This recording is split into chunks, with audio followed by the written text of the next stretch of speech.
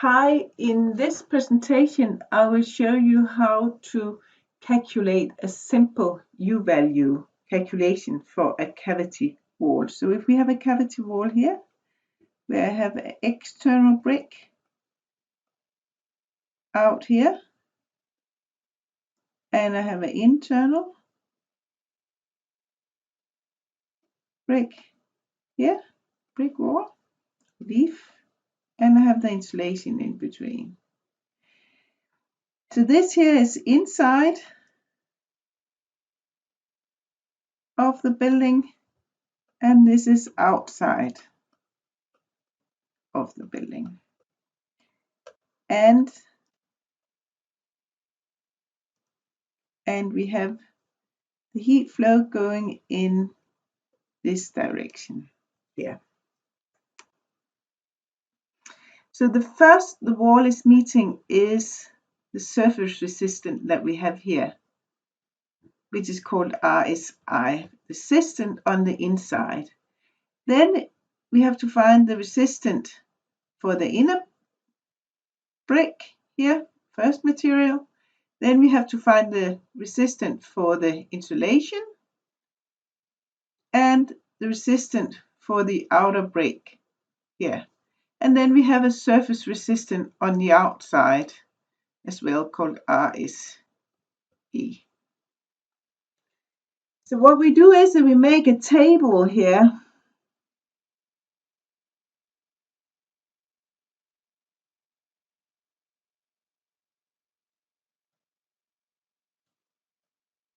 where we have the material,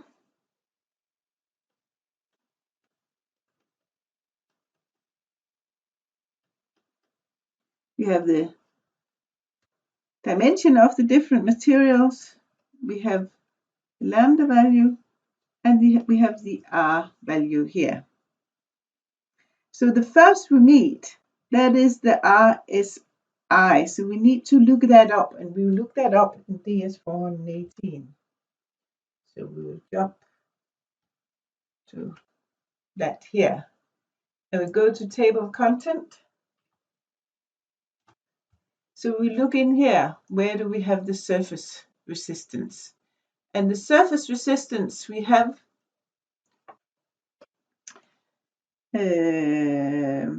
here. So you could print this out, this table of contents, and then mark the parts that's important. Because then we're going down to 300, then we're going down to page 23. And then we go a bit further down. And here we can see we have different surface resistance. And now we have a heat flow which is horizontal. So that means that the surface resistance is 0.13. So we jump back here and we write 0.13 here. Then we have the brick on the inside. And we know the dimension of a brick is 108. And we know that the dimension that we need to put in here has to be in meters. So it's 0.108. Then the lambda value we'll look up in DS 418. So we jump back DS 418. And then we'll go up to page 3, and then we'll go down to where we have the values, the lambda values, and that is in Annex F. So that is at page, we have to go to page 79. So I write that here. And then I have to find the table or the graph for bricks. And here we can see we have an internal brick work. So it's curve A. First, I need to decide what density do I have for my brick. And we could, for example, have 1600. So go under 1600. So 1600, and then I go over here to see what it is. And that is 5.5. So jump back and I write 0.55. Then the resistance, that is then the 0.108 divided by 0.55, and that is 0.196. Then I have the insulation, and the thickness of the insulation here, that would be 190, so 0.19. Then I have to find what the lambda value. And the lambda value for insulation we can't look up in DS418. So we need to know what kind of insulation that we're using. And I'm saying that it can be between 34 and 37, the lambda value in class. So we have class 34 here. That's a decision I make. And that means that the lambda value is 0.034. So that gives us a resistance of 5.588.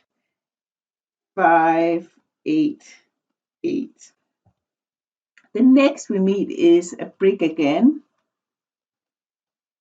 but that's on the outside. So now we are here. Again, the same dimension, so 108. So over here it will be 0.08 in meters. Then we have to find the lambda value for that part over here. Now it's another curve, because now we are in curve B here. So we have the same density of here, but I go up to curve B up here, and then I go over to here and see it is 0.62. 0.62. And then the resistance, that would be the D divided by the lambda, and that would be 0.174. And now we are all out at the end, so we have the surface resistance on the outside, which is RSE. So we go back to here and we jump up to the table of on 23 and see that the external surface resistance is 0.04.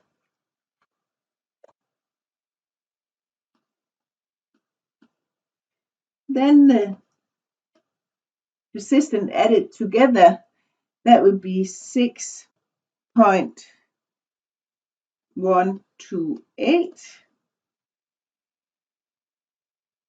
And then that means that the U value, that would be 1 over the total R, so 1 over 6.128, and that would be 0.16 watt per meter Kelvin.